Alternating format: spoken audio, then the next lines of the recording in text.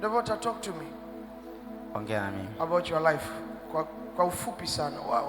What was happening? Did you see? Umeona the videos of your deliverance? Sijaangalia lakini I know everything.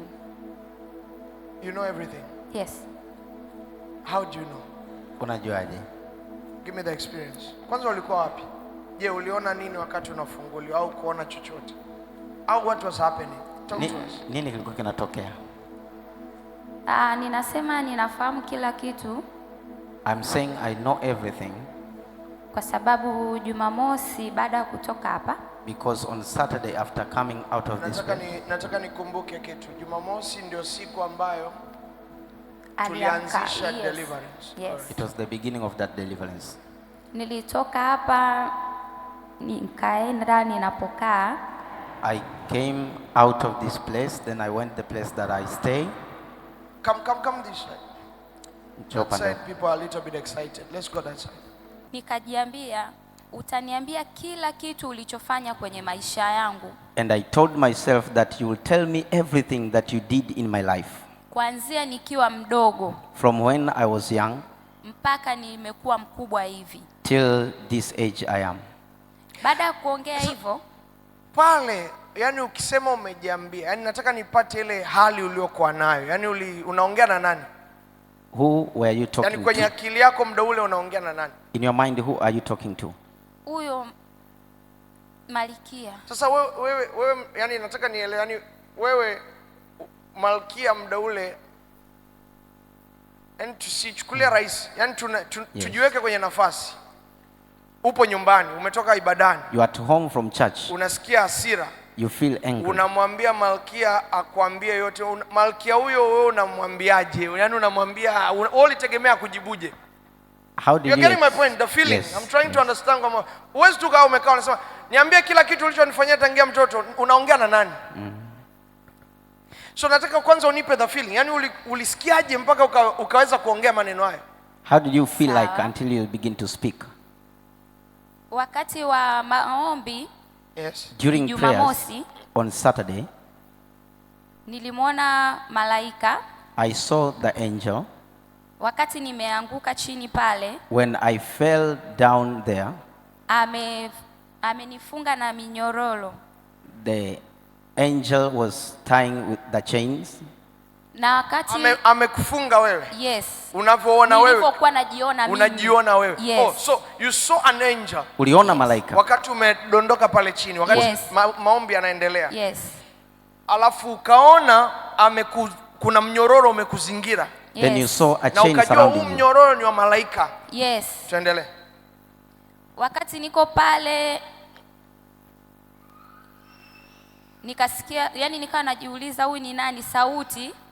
Yani nikapata jibu kwamba mimi ni Michael. When I was there, I was asking myself, who is the one who has bound me? Then I had an answer, a voice, I am Michael. Baada ya kupata hilo jibu, nikatizama mkono wangu wa kulia kama hapa juu. After getting the answer, I looked at my right hand above. Nikamwona mwanaume. I saw a man. Anang'aa sana, ni kama jua yani yeye ndo jua linaloangaza. That was Jesus. Huyo alikuwa ni Yesu. That was Jesus. Huyo alikuwa ni Yesu. Angalia okoroyo. That was Jesus. Huyo alikuwa ni Yesu.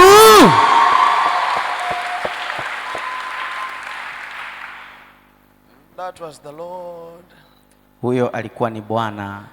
That's why I tell you, let me tell you something. 1 minute binti yangu, just 1 minute. Did you realize kwamba wote wana title moja, queen? Umegundua wote? Queen mmoja hakuwa mrahisi. One queen was not easy. Sio atanaongea. Yes, Father. You are talking. Kwenye deliverance zao wawili. Queen, lakini queen mmoja. One of the queen. Haikuwa. It was not easy. In your life, katika maisha yako, when I speak to you, you listen to me. Nikiongea na wewe unisikilize. I am the only human being that you have ever heard that said there is female angels. Mimi ndiye mwanadamu pekee ambaye umewahi kumsikia ambaye amesema kuna malaika wa kike. You are the one. That queen wa kesi hii, it was not a demon.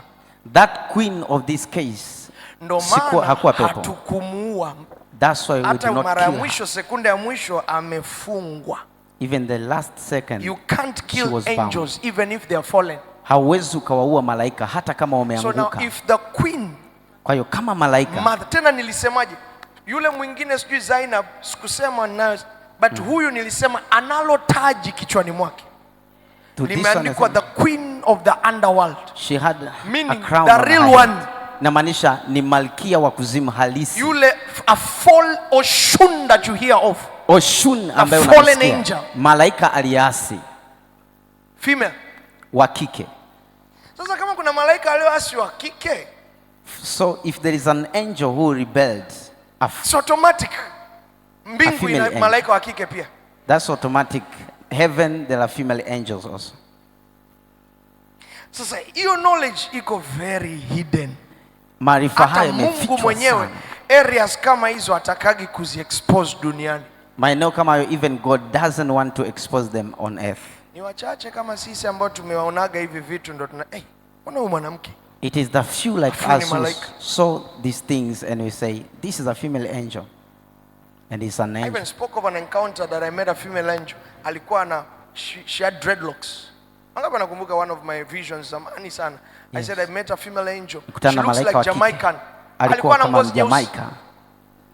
Oh yes, let me help kwanza hiyo. Ngoje niwasaidie There are kwanza. angels that look like you. Kuna Black. malaika ambao Are you black or wanafanana na wewe rangi yako Which one are ya you ngozi. kwanza?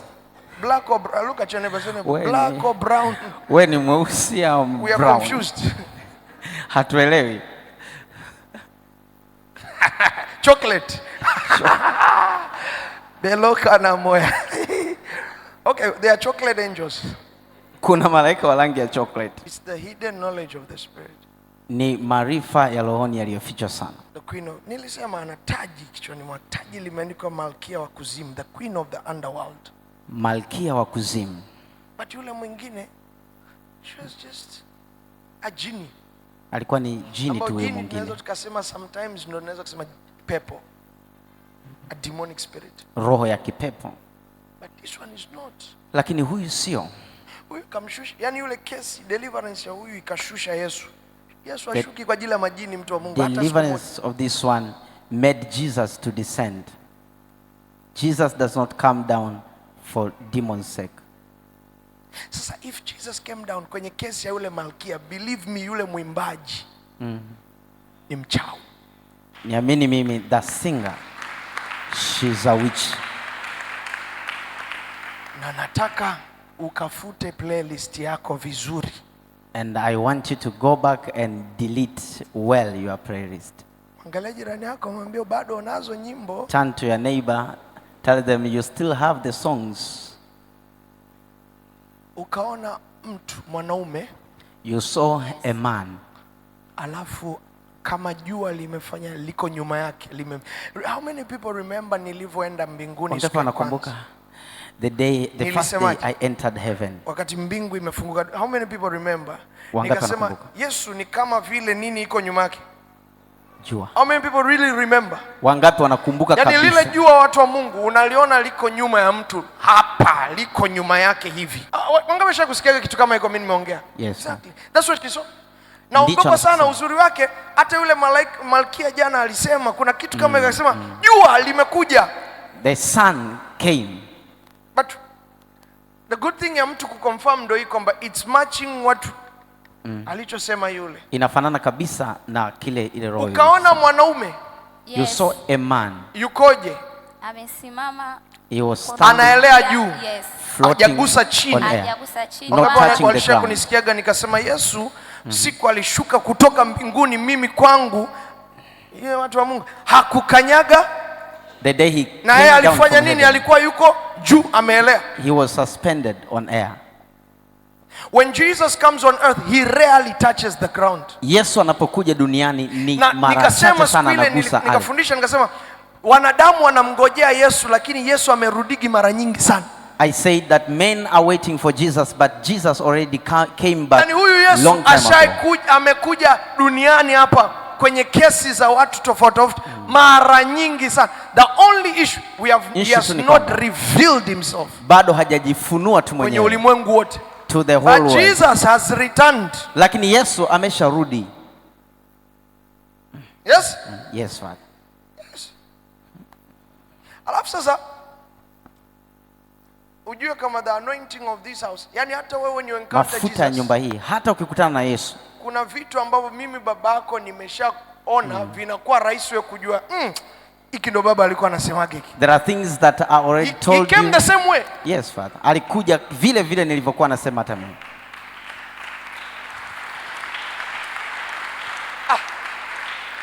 This daughter of mine hapa, Devota James, binti yangu sasa hivi ana uwezo wa kusimama popote duniani na kusema mimi nishaye kumwona Yesu. Right now she's able to stand wherever the place on earth and say, I have ever seen Jesus. Receive it in the name of Jesus. Pokea katika jina la Yesu. An encounter makutano it's close to you. Yako karibu sana na wewe. An encounter is very close to you in the name of Jesus. Makutano na Bwana yapo karibu sana na wewe. Continue. Wakati namwangalia, when I was looking at him, alitabasamu tu. He just yule mtu smiled. Aliyokuwa juu. Jesus. Yule Yesu. Yes. Wacha we. Akatabasamu. He smiled. Alivyotabasamu vile nikasikia tu sauti tena inamwambia sasa yule malaika yule ambaye ni Michael sasa. No. Yule kiumbe. Alikuwa amefungwa, yes. Akaambia hiyo sauti, yani alivyocheka tu vile sauti ikatoka, utubu makosa yako na umuache. Utubu makosa yako na umuache. A voice came to that angel telling the angel, repent your sins and leave her. And the Lord Jesus came down majira saa 9 mchana nikiwa Atlantic Ocean. Naye Michael alionekana kabla ya ujio wake. And the angel Michael how many people remember? Seen before the coming of him. Mikael ambaye ni malaika mkuu mwenye upanga ambao maniko upanga wangu ni wa Bwana, Bwana ni upanga wangu. Akaniambia tunabidi tuende mahali sasa hivi. Nikavuta muda, akanikaripia kwa sauti kali, akasema right now we need to go. Akasema sasa hivi inabidi tuende. Nikamwangalia nikasema sawa, nikajikuta niko mbele ya shetani. Nilipokuwepo pale nikamuona yule mzee wa siku akishuka. I saw that ancient of days. Akatabasamu, alafu akamwangalia yule mwana wa asubuhi akamwambia, ondoa oda yako ulioamrisha watu wako kumuua kijana wangu. It's the same thing that happened to her. Ni kitu hicho ambacho kilitokea. Tubu na umwache and leave her.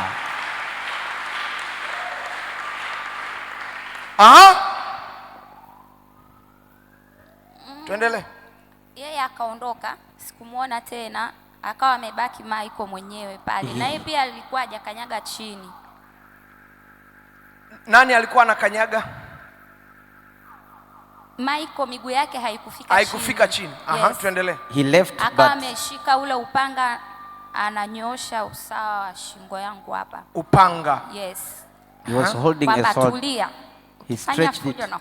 Amemnyoshea ule malkia. Yes. Upanga. Yes. Kwamba tulia. Tulia, ukifanya fujo na kuua. Na kuua. Ndio ukasema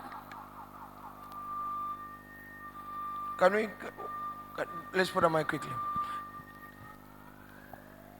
Ukiwa nyumbani au hapo unatuambia ulioyaona kwanza hapa. Okay, Tulivyoinuka sasa mimi hasira ikawa bado ipo ndani yangu. Sawa. Nilivyotoka hapa nikarudi nyumbani, mimi binafsi nikawa najiuliza maswali. Inakuaje? Kwa nini huyu? Kwa sababu wakati nipo hapo nimemuona ni kama nguva. Tueleze ulivyomwona. Mimi nikiwaambia watu waamini, wamenizoea watu. Wakati Michael amefunga ile minyororo, sawa, when Michael was mimi tying the ninajiona chain, lakini ni nguva. Unajiona yani kama wewe lakini kuna mimi vivi nilivyo ila ni nguva. Ni nguva. Yes. Seeing like myself the way I am. Chini samaki. Chini ni samaki. Yes. Aha. Sasa nilipofika nyumbani nikawa najiuliza inakuwaje? Kwa binti yangu unachotaka kuniambia? What you're trying to tell me? Mimi sio cheese. I am not mad. Ninavyowaambiaga watu kuna nguva. When I always tell the people they are mermaids. You are not. Umeingia kwenye club yangu ya uchizi, sio? Tuko wawili. Entered my club. Oh. Tuendelee. Sasa wakati najiuliza vile kuna sauti ikae inaniambia.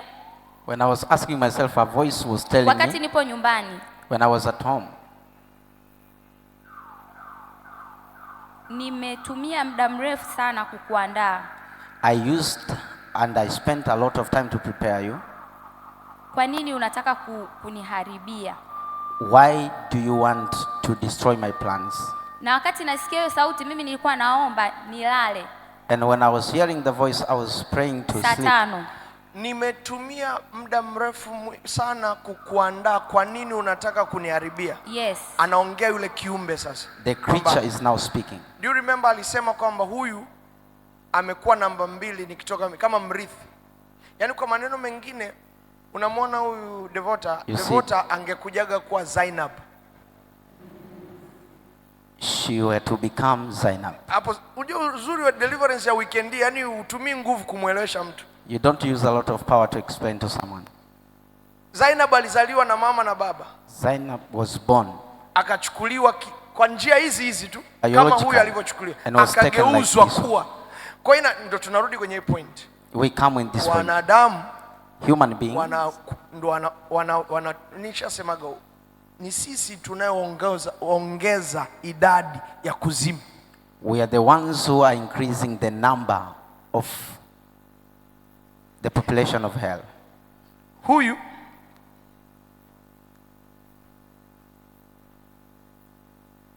angekufa if she was to die huku duniani. Yule mama angekuwa ameshamuandaa, amemkamilisha kila kitu, yuko ready kumkabidhi sasa ufalme. Kwamba okay, nao utarani hivi. Ndio anapofanya hivyo. Yeye anatafuta wengine, anawapa utawala. Huyu angepata labda ajali, yani kuna namna amekufa. Ila huyu angeamkaga kuzimu. Was to wake up, find herself in the akiangalia anajiona chini ni samaki. Looking herself, she was to see herself as a mermaid. Ni huyu eti sio mwingine, akiwa na akili zake timamu. Kwani Zainab amesema mimi nimezaliwa Iran, aliyenichukua mimi ni ndugu yangu. Kwani mbona anajua historia yote ya maisha yake? Lakini muda huu amepandikiziwa roho za chuki kwa wanadamu. Yaani mwanadamu anaambiwa aliyokufanyia hivi ni mwanadamu. She's told the one who did this to you is a human being. Kwa mimi nimekupa nguvu mtoto wangu ili ukalipize kisasi kwa kina nani? Wanadamu. So I've given you power, my daughter, so that you may revenge to human being. Wanajikuta wanachukia binadamu, sio kwa yani wameshalishwa sumu. Sisi ni wabaya.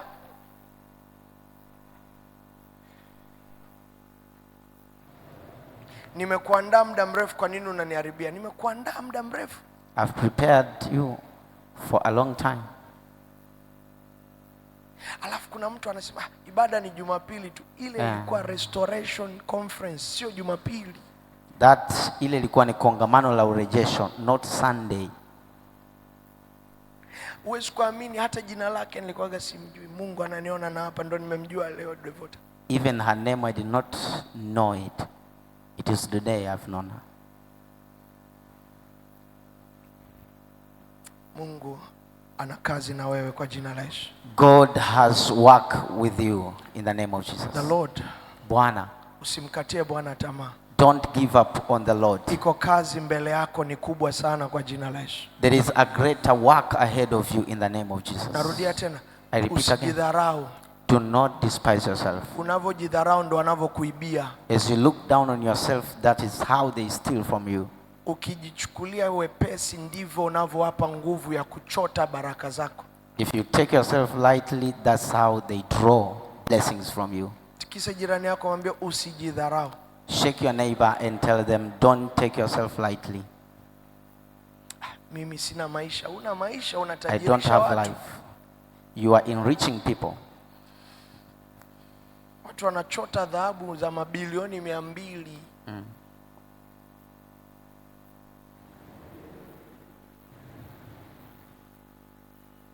Mimi nimekwambia hamna mtu anayekaa na mimi ambaye sio mwamba. There is no one who is here staying with me and they are not dangerous, a rock in the spirit.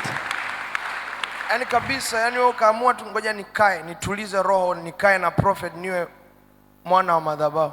Let me be Yaani ujue a mtu son, wa a Mungu daughter ni of the mwamba. altar. Afu kwanza mimi watu hawajagi, wanaletwa. To me, people don't just come. Yaani wewe ukija They are kiakili zako brought. utaniacha. Akili zako zikikutuma utaniacha. It's Ila only your ukibebwa mind. mkuku na Lamuel hautaniacha. Oh yes, I will not.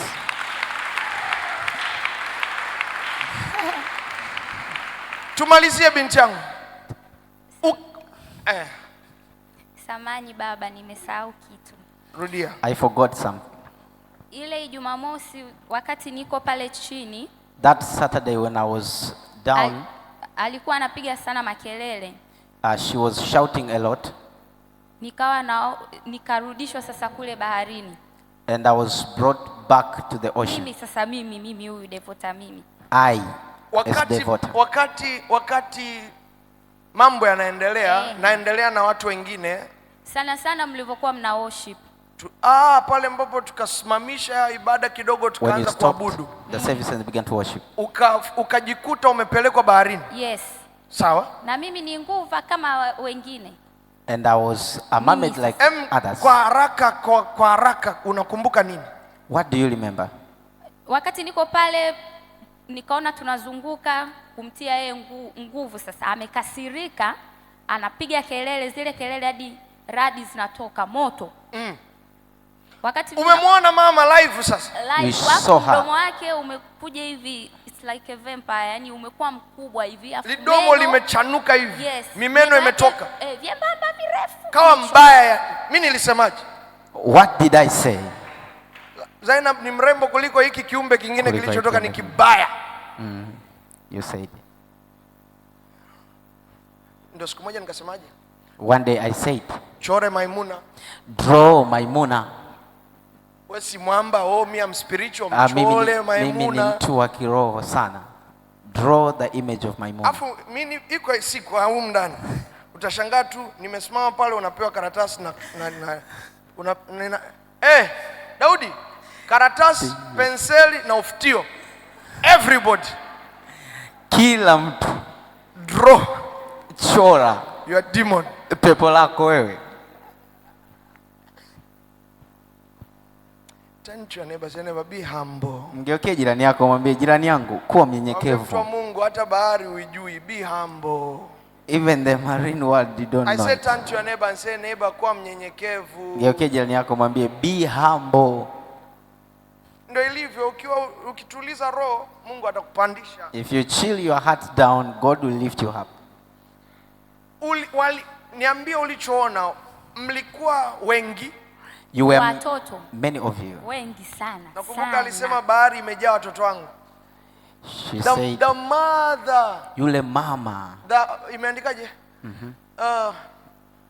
Mama. The queen of the underworld. Malkia. Alafu mimi kwa sababu tu because of time sikutaka kwenda deep, ningewachosha. Yule ndiye yule ambaye anampanda mnyama katika kitabu cha Ufunuo, amevaa nguo za purple, zambarau. Wanaita Babylon, the mother of immorality. Mama. The harlot. Mama wa ukahaba. Uasherati. In the book of Revelation imeongelea mwanamke aliyompanda mnyama, amevaa mavazi ya zambarau, ana taji limeandikwa Babeli, mama wa nini? Wa ukahaba. Jana ndo mmekutana naye. Juzi niseme. Yes. Ndio yule. She's the one. Yule Zainab kwa huyu hapa, Zainab ni mtoto wa, yani ni kitukuu. Huyu alipambana na Michael mbinguni. Ndio maana Michael kashuka. This one. Ani wewe kusimama mbele ya Michael akamwambia you cannot, you are too small Michael. Kamwambia uwezo wewe ni mdogo sana. What did you say? Mikaeli akasema ulisemaje hapo?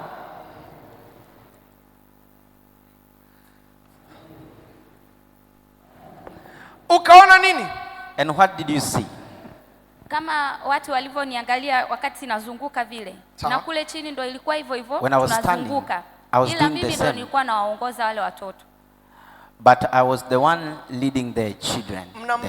Yeye alikuwa yupo katikati. Yupo kwenye kiti chake anapiga kelele, anaenda anarudi hasira. Anahangaika, anatoa machozi ila ni maji, ila mishipa imemsimama hivi, ana hasira sana. Ana mdomo mpana umejaa meno. Yes. Umekuwa mkubwa kama mpaka huko afu ni meno kote. Niamini mimi nakuelewa, ambia. She had a very wide mouth full of teeth that are sharp. Wale ambao wanamjua, what do they call that joker? How many of you ever watched a movie called It? It? It? It? It. A movie called It? Movie inaitwa It. Yule clown anavofungua mdomo wake hivi. How many have watched It? It? Nani ametazama It? Mmenielewa? Exactly like that. Ni kama hivyo. Wakati tunaendelea sisi kuzunguka vile tunakimbia, baada ya kutulia, after chilling, wengine wote wameanguka chini. All the others fell down. Ila mimi ndo nimebaki nimesimama. But I was only who was remaining standing. Nimeloana damu, sasa najiuliza mbona nimesimama hapa afu ninatia huruma sana? Why am I standing here? Baada ya kuzunguka kumjaribu kumtia nguvu, anapiga kelele, radi linatoka, fujo nyingi. Na wakati huo huku ndo umesema kwamba tuinuke. Yes, mimi ndo yani tutaendelea kesho. Tutaendelea kesho, yes. Ndo mimi nikajiona nimesimama peke yangu, natia huruma, nimechafuka damu nyingi. I was dead, full of blood. Wengine wote wamekufa. Wamedondoka, wajiwezi, wamekufa. Every others, amna anayepumua, wote wamekufa. No one was nilikuwa nawaongoza. Breathing, all of them that I was leading them. So for Saturday ndo ilikuwa hivyo. Sasa nilipofika nyumbani ule usiku, when I got at home that night, mimi nikaa nasema haya mengine sifanyi chochote mpaka kesho kanisani. I said to myself that I will not do anything until tomorrow at church. Nikasema hapa namshukuru tu Mungu. I said that I naimba nyimbo zangu na lala. Thank God and just sing my songs and I sleep. Wakati naomba pale nasema asante Mungu na nini ndo hiyo sauti sasa ikaja, unaniharibia. When I was praying, thanking God, the voice now came that you are destroying my plans. Nikajikuta sasa binafsi yangu mimi mwenyewe nimepatwa na hasira na ule uchungu, kwa nini umenifanyia hivi? I found myself angered to myself that why you have done to me this.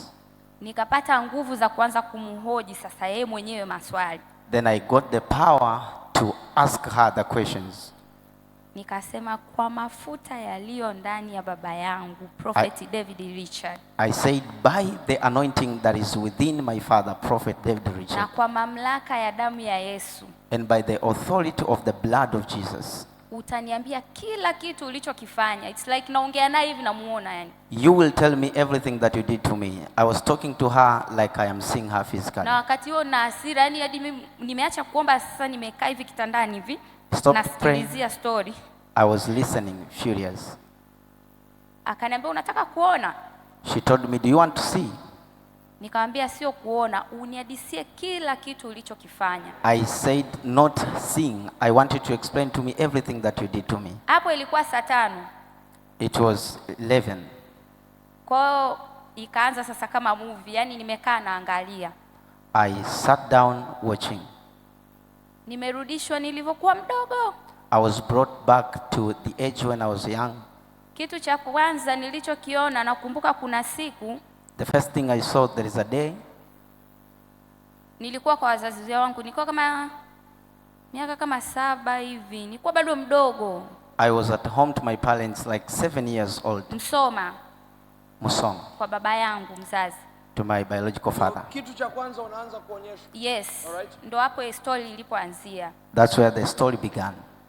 Hiyo siku, that day, niliigiza nikajifanya kama naumwa. I acted as if I was sick.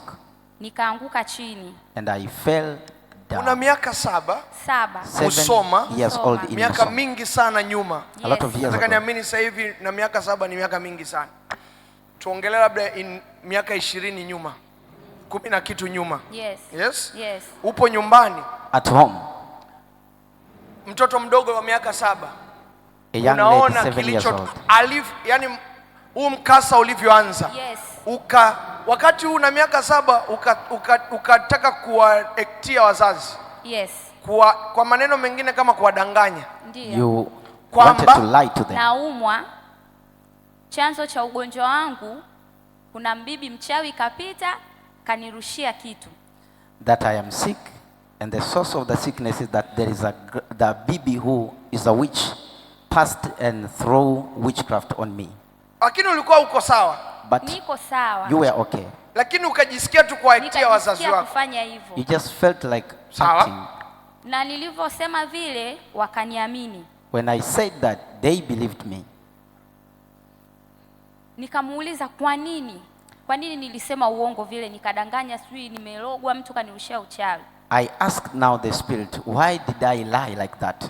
Akanambia kwa sababu tulitaka tukutoe kwenu kwa baba yako na mama yako. She told me it is because we wanted to take you out of your parents. Kwa sababu pale ningeshindwa kufanya nilokuwa nataka kuyafanya. Because in that place I would have failed to do what I wanted to do. Kwa hiyo cha kufanya tumekutafutia hiyo sababu, ukasema vile na wakakutoa. So we found a reason for you to do walikutoa. that. Yes, wakanikabidhi kwa kaka yangu mkubwa wa kwanza.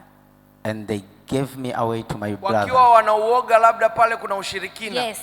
Fearing that that place there is witchcraft. Kwa hiyo kaka yangu akaja akanichukua, ilikuwa 2009. So my Baada ya kuja sasa kukaa kwa kaka yangu Kibaha. After coming to my brother at Kibaha. Ndo vitu vilianza vyenyewe. That is where real things began. Kwa sababu nilivyotoka nyumbani tabia zangu zikabadilika. Cha kwanza, when I came out of home my characters changed.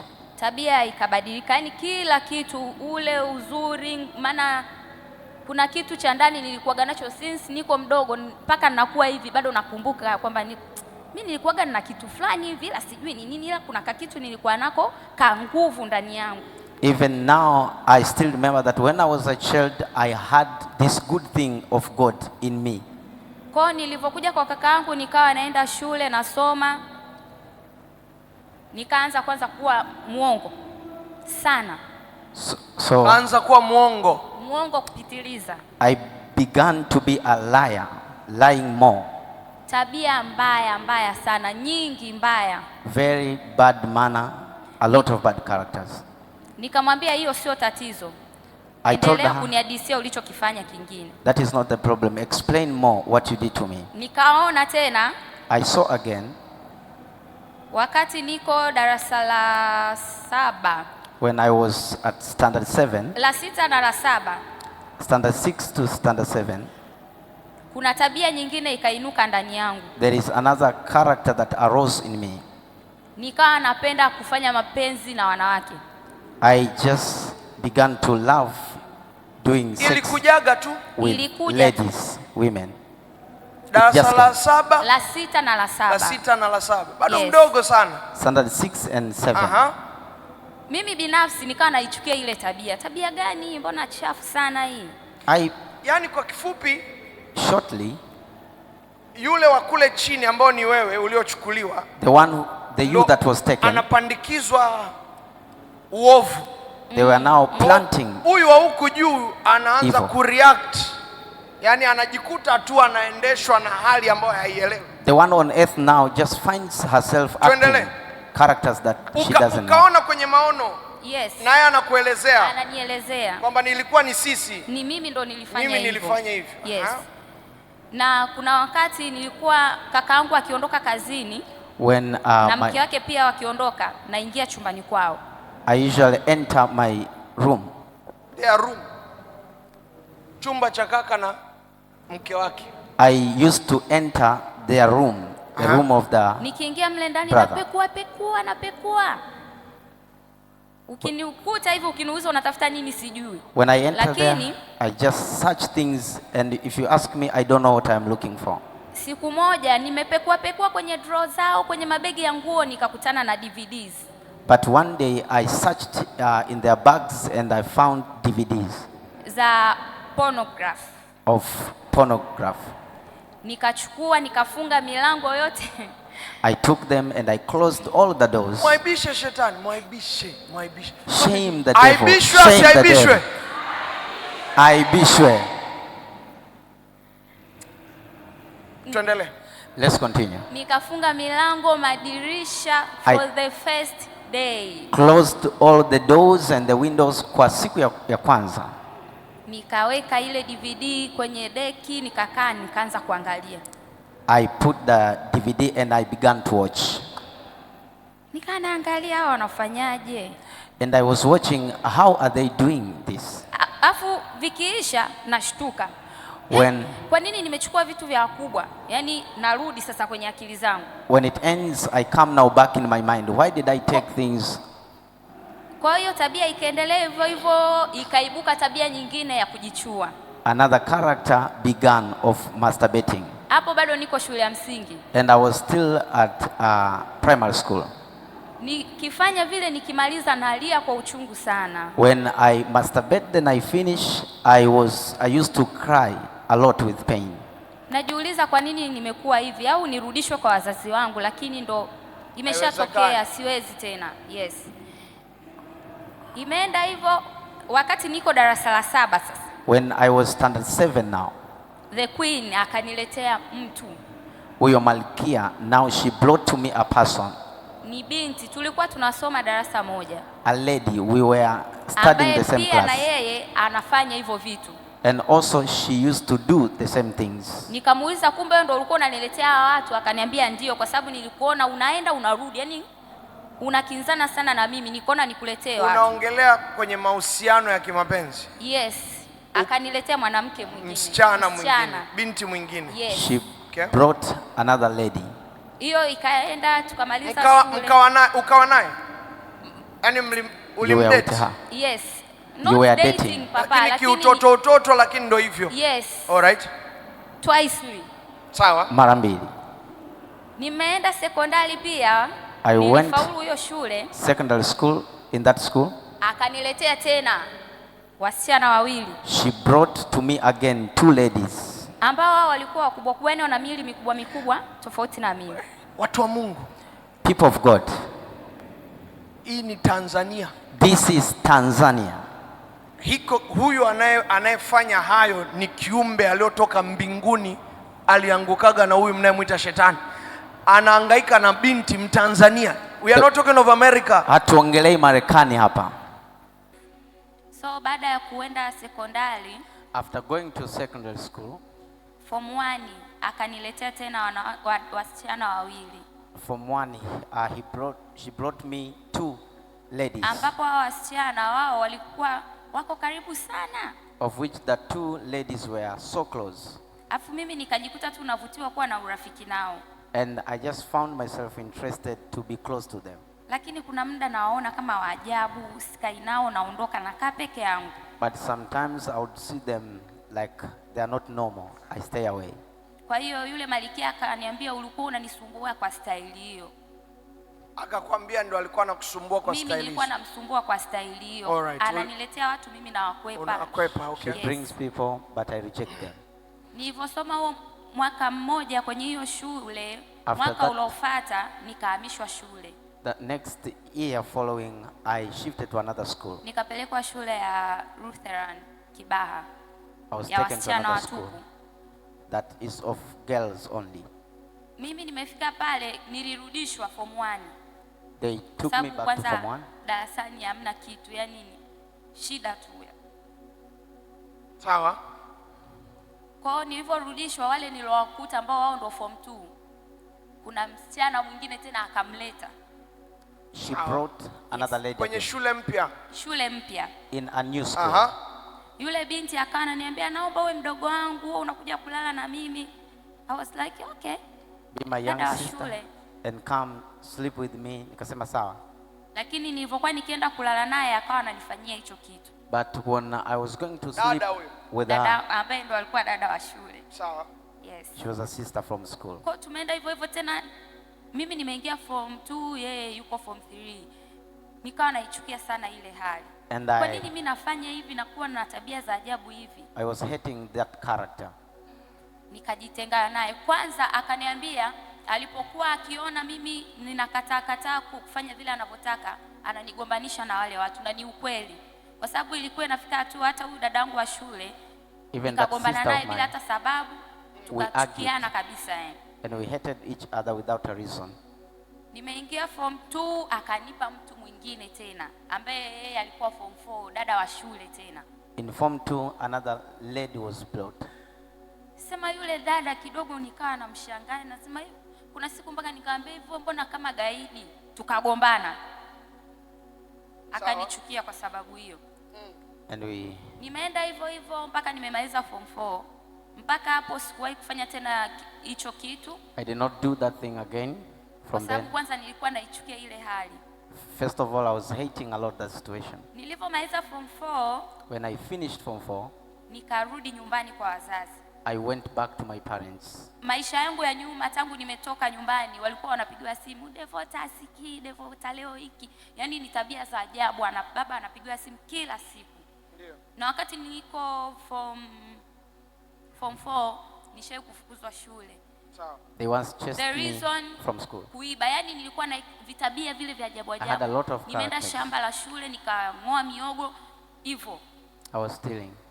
Nimeenda nyumbani tabia zikawa zile zile. Sasa kule kwa wazazi nikajiona niko tofauti. When I went back to my parents, I saw myself different. Kwanza nikawa ni mtu ambaye nakaa ndani, sitaki kutoka nje. I used to stay alone at home. Nikikaa nakaa na mama yangu, tunapika, baba akija hivyo. I sit with my mother. Akanipiga tukio lingine, nigombane na baba niondoke nyumbani. She created another scenario. Yes. Sawa. For me to fight with my father. Akaniambia mimi ndo yani haya matukio yote ni yeye ndo alikuwa anayaleta, kwa sababu ameona nimeenda sehemu ambayo kama kuna kitu kinachomzuia. So ili mimi nitoke pale inabidi niharibu niondoke. Sawa. Nikagombana na baba yangu. Hiyo siku nilimjibu vibaya tu, ghafla tu yani. I quarreled with my father. Nikaambia nipige uniue. Unaweza kuzaa watoto wengine. Babangu akachukia. Akaniambia kwanza leo sio mtoto wangu. So nikachukia ile maisha ya pale nyumbani, nikaa nataka niondoke ila sijui niende wapi. I hated the life of that place at home. I wanted to go somewhere I did not know. Lakini baadaye nimekaa kama siku 2 mbele, nikapata uchungu mkali sana moyoni mwangu. Ndio. Nikarudi nikamlilia babangu miguuni, alikuwa amekaa hataki kuongea na mimi, alishanikataa, mimi sio mwanae. Ndio. Nikaenda nikampigia magoti nikalia, baba naomba unisamehe, sijui ni nini ninachokifanya. So nasikia nakumbuka nikampikia chakula chake anachokipenda akanisamehe. Ndio. I repented and bought food for my father. Tumeenda hivyo, matokeo ya kwenda advance yametoka, nimefaulu. Inabidi nirudi Kibaha kwa kaka yangu. Ndio. Kipindi hicho alikuwa amehamishiwa Dodoma kikazi na pia akawa anasoma chuo huko. Kwa hiyo nilitoka nyumbani nikafikia Dodoma. Nimefika Dodoma bado na yale maisha ya uoga, wasiwasi kama vile vitu, mbona kama nimerudi tena kwenye yale mazingira ambayo mimi kwangu ni kifungo. It's like I went back to the same environment where it's a bondage to me. Nimeenda pale, nimeenda advance. I went to advance. Kipindi niko form 5 akaniletea tena msichana mwingine. In form 5 she brought again another lady. Nakumbuka ulikuwa mwezi wa 5. Wakati tunafanya mtihani wa moko wa kumaliza, tukifunga mwezi wa 7 tunarudi tunaingia form 6. I remember it was on May. Yule binti alikuwa ananiita dada. Akaniambia mimi napenda tuwe dada yangu. Nikamwambia it's okay kwa sababu alikuwa form 4. No, alikuwa form 3. Nikamwambia sawa, hamna shida. I told her it's okay, you can be my sister. Akaniambia dada naomba nije tulale wote na nini, nikamwambia sawa, njoo. I want us to sleep together. I told her it's okay. Sasa vile nilivyokuwa nikimruhusu kuja, kuna siku ndo akanionyesha hicho kitu, akaniambia dada, nisamee, mimi nina tabia mbaya, lakini mimi nafanyaga 1 2 3 na wasichana. Forgive me, I usually do this and this and that with naomba ladies. Unisaidie. Please help me. Nikamwambia siwezi kufanya hicho kitu. I told her I cannot do that thing. Akawa ananisumbua vile, yani ni mtu ambaye ananilazimisha. So nikamwambia ukiendelea hivi hata urafiki uliopo, usiniite dada yako wala mimi sitokuwa dada yako tena. Akapunguza. Tumeenda hivyo hivyo, mimi nimeingia form 6, yeye ndo anamaliza form 4. Akarudia tena hicho kitu. She repeated again. Nikamwambia kuanzia leo mimi na wewe basi. I told her, usinijue tena. From today, let's separate. Akamaliza form 4. Mimi wakati nafanywa mahafali ya form 6, familia yangu ilikuja. Nikaja kushangaa ninamuona na yeye shuleni. Yeye alikuwa ashamaliza form 4. So mimi nafanywa graduation ya form 6 na yeye akaja siku ya mahafali yangu. Huyo msichana kaja na keki, champagne, yani kaniletea vizawadi. Dadangu umemaliza shule. Mimi nishasahau, nikamwambia okay, karibu. Hapa ndo ndugu zangu, familia yangu hii hapa. Tukakaa wote pale, tukala, tukakata keki hivyo. Mimi nimemaliza form 6, nikarudi nyumbani, nikapelekwa jeshi JKT. They took me to JKT. Sasa hapo kidogo ndo kama akili yangu ilikuwa haitaki kabisa kusikia hivyo vitu. That's when my mind did not want to hear anything about those things. Akaniambia, nilivyoona umekuwa mgumu hunielewi. And the spirit told me, hiyo anakuambia ile the queen mwenyewe juzi hiyo. Yes. Kwamba Bwana nilivyoona unakuwa mgumu. Unakuwa when I saw you are becoming hard. Siku ulivopelekwa JKT, nilikuletea mwanaume. I brought you a man. Kwa sababu nimeona umekataa kufanya hivyo vitu na wanawake wenzio. Because I saw you have refused to do it with ni kweli other ladies.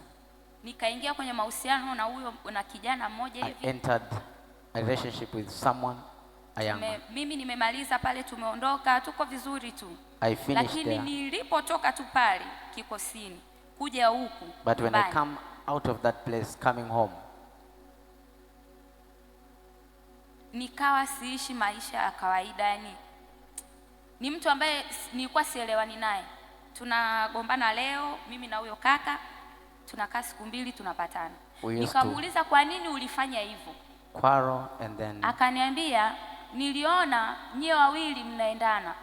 I saw that mimi nimewapeleka yule, nimemleta afanye kazi yangu, lakini instead of kufanya kile nilichomletea mnaelewana. Kwa hiyo ndo maana nilikuwa nawaletea ile magomvi. Okay. Mwaka huu ungekuwa mwaka wa 8 baba. Sawa.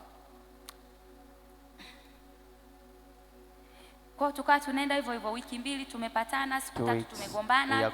Mimi naondoka, maana naye pia alikuwa kikosini. Alivyotoka akarudi huku nyumbani. Alivyorudi uraiani kabla hajaajiliwa, tukawa tunaendelea tu hivyo hivyo, salamu na nini, tunakutana hivyo. Lakini siku alivyoenda kozi ya ajira akamaliza akarudi, walifikia huku Dar es Salaam. Na mimi kipindi hicho nilikuwa nafanya kazi airport. When he came to Dar es Salaam, I was also in Dar es Salaam working at airport. Akaniambia, nikamwambia yule mwanaume akuwekee mawazo, yani mimi sasa nikapata mawazo ya kuacha kazi. And of course niliacha kazi. Uliacha kazi? Yes. To quit that job. Then I quit that job. Mwanaume wako anarudi ukakae naye. Nilikuwa nakaa peke yangu pale Kipawa. Nikabeba vitu vyangu vyote, kila kitu na kazi nikaacha. I took my things. Nikaenda kuishi na yule kaka. I quit the job. Sasa pale kwenye kuishi akaniambia, nimeona mnapoelekea mnaoana. Tukaanza kugombana mule ndani. Tunagombana sana, magomvi yasiyokuwa na maana. A lot. Tukigombana vile mimi naondoka. When you fight like that, mimi nikiondoka, wazo langu la kwanza naenda kwa marafiki zangu wa kike. My first thought is na huko kote nilipokuwa nikienda, marafiki wote ambao walikuwa wamenipatia, wote wana hizo tabia.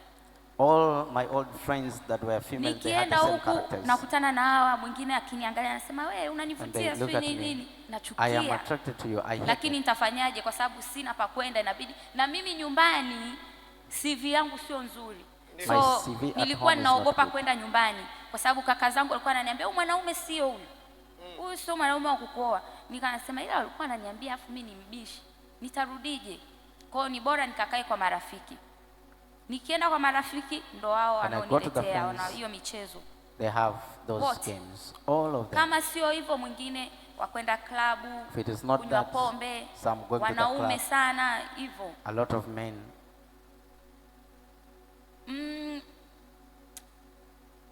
Nikamuuliza pia kwa nini ulikuwa unaniletea wanaume wenyewe, kwa sababu kipindi hicho because that time wanakuja wanaume wenye fedha sana. They used to come a lot of men who had money. Akaniambia na wewe unapenda wazungu. She told me, and you like whites. Anakuambia wewe? Yes. Wewe unapenda wazungu? You like whites? I used to, baba, not now. Nilikuaga, sio sasa hivi. Yes, all over the watazamaji ulimwenguni kote. Let's continue, let's finish.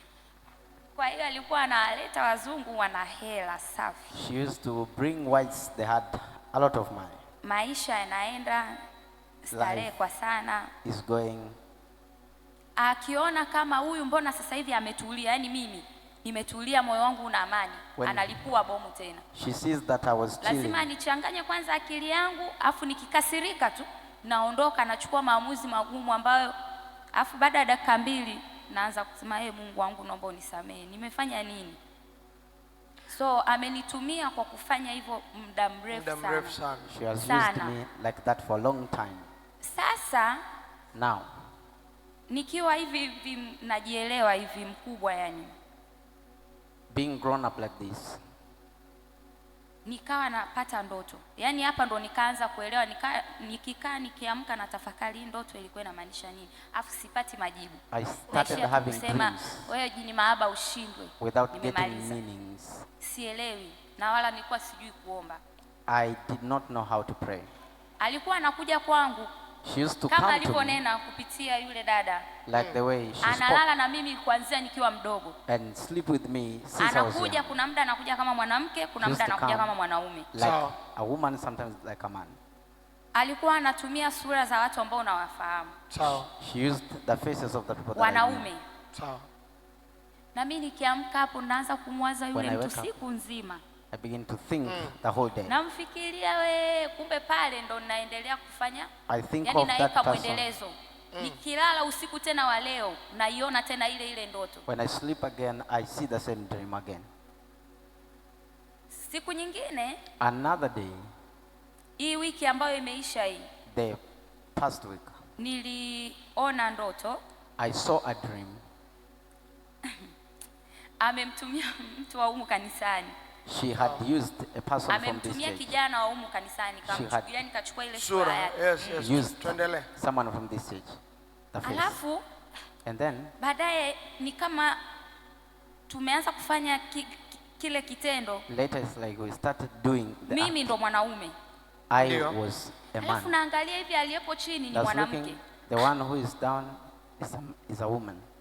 Nikasema kwa sababu nimelala, wewe ndoto asubuhi nitakukumbuka. Yaani lazima nikukumbuke, siwezi kukatisha usingizi wangu. Na utakaa kwenye kichwa changu. I will remember you in the morning. Nilipoamka asubuhi nikakumbuka. Uliota wewe jana usiku. I remembered. Kwa ile Jumapili sasa Jumamosi usiku wakati namuuliza nikamwambia unakumbuka kuna siku ulikuja kwangu. You remember the day you came to me. Ukanionyesha ninafanya tendo na mwanaume, afu suddenly mimi ndo nikawa mwanaume, afu chini kuna mwanamke. Akaniambia hiyo ndo sababu kwa nini nilikutafuta wewe.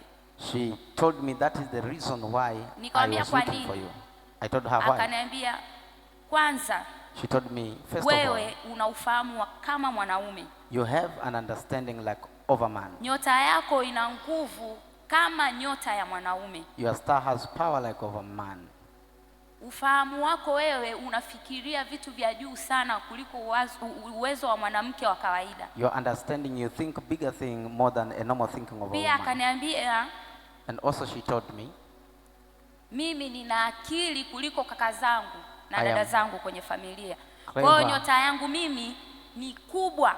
So my star is greater in a family more than the brother. Ndio maana akanichukua mimi hapa. That's why she. Na ndio maana kwenye alisema baada ya yeye ni mimi. And that is the reason she said after her is me. Anasema yeye kwake mwanamke hawezi kuongoza majeshi yake. She said that to her a woman cannot lead her. Kwa hiyo mimi ni kama nina tabia za kiume. It's like I have characters, male characters. I don't know how to say. Kwa hiyo hakuna mwanamke anayeweza kuongoza majeshi yake. Ndio maana alinichagua mimi ndo naongoza na ni taa yake. Mimi nikiongea kitu, I was a light. Akifuata kinakuwa. When I used to speak, akaniambia una sauti ya mamlaka. Told me with a voice of authority. Nikamwambia kwa ndo maana umenichukua muda wote wewe unanitumia? Akasema ndio. Said, wewe ni mwanamke kimuonekano, ila wewe ndani yako ni uko kama mwanaume. Ndio. You look like a woman but. Nikamwambia okay sawa. Akaniambia ndio maana umeiona hiyo ndoto. That's why you saw the dream. Nilitumia kwanza hiyo sura ya huyo kijana ili usishtuke. Of that person. Lakini nilipobadilika ndo na wewe ukashtuka ukaona mbona nafanya kitu cha ajabu na ukaacha, na kweli nilishtuka nikaacha. I stopped then I. Kwa amekuwa akinitumia kwa style hiyo. She has been using like that. Sasa? Yes papa. Kuna mwanamuziki. There is a musician. Ni kesi ya hii mama, si ndio? So ile nyingine, right? Same case of this woman. Yes. Yes. Sijui kama unafahamu. I don't know. Papa. Kule chini yani sijui tuwekeje. Yani yule mwanamuziki wewe umeona chochote au unajua chochote? Do you know anything? Kwa upande huo wa kiroho. Spiritual. Nimekumbuka. I remembered it. Mambo ya huyo mwanamuziki yamekuja. Things concerning that musician, they have come because mimi kipindi nasoma bado mdogo shule ya msingi kule primary school, nilikuwa nafuatilia sana mwanamuziki wa kike wakubwa duniani, alafu wote ni miungu kama huyu ambaye ameangushwa, and all of them are goddesses. So like akaniambia, so she told me, yani connection ambayo imekuja kwangu na huyu dada, the connection that kwa sababu hiyo ya muziki come between me and that nilikuwa nawasikiliza. Kuna mmoja anajiita Mungu wa kike, it's because yuko Marekani. Nilikuwa ninampenda sana sana, nyimbo zake zote ninanunulia madaftari, ila mimi naandika nyimbo zake, counter books najaza, write her songs. Kwa akaniambia pia hicho ndo kilichofanya kukawepo na connection na huyu dada. That also created a connection kwa sababu ya muziki, because of music. Mungu amekuweka huru. God has set you free. Amerejesha. He has restored. Lakini adui, kama umesikia, tupo katika deliverance yako, kuna kikao wamekiitisha haraka, wanasikiliza utaongea nini, wajue wanakukamataje. They want to know how to capture you after this.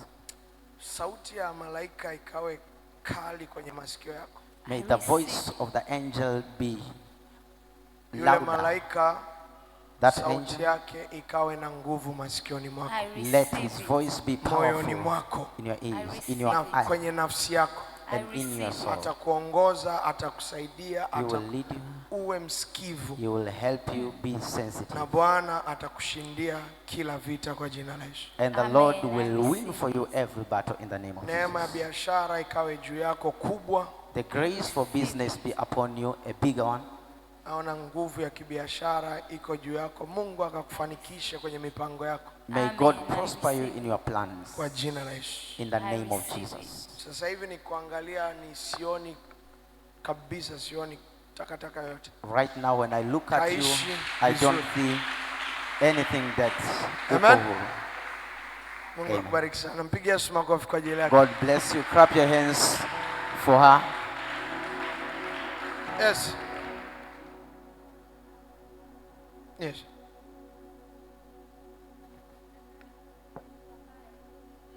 Unataka kuongea na mtu? Yes. Yes. Najua wapo wengi ambao mnapitia hali ambao hata mimi nilipitia, ya kwa nini Mungu, kwa nini? I know many of you are going the same situation that I was going through, asking yourself why. Mimi ilifika hatua nilitaka kujiua, sio mara moja. It reached that stage. Nilichoka. I wanted to kill myself not once because I was tired. Nilikuwa namsemesha Mungu. I was talking to God. Ambaye yeye hajibu machozi wala hisia. Who does not answer to tears or emotions. Nilikuwa ninaenda mbele zake kwa kunung'unika, kwa machozi sana. In tears, a lot of tears. Uongei kitu cha maana, unaishia tu kulia, ukisikia ahueni unasema basi. Lakini huyu Mungu, but this God, ukiamua kusema okay, napitia hiki lakini acha nimsikilize anachosema yeye kwanza. if you stop looking at what you are going through and choose to listen to God. Moja ambayo kwa kwetu sisi haina jina, yani yeye. Mbarikiwe na Bwana Yesu.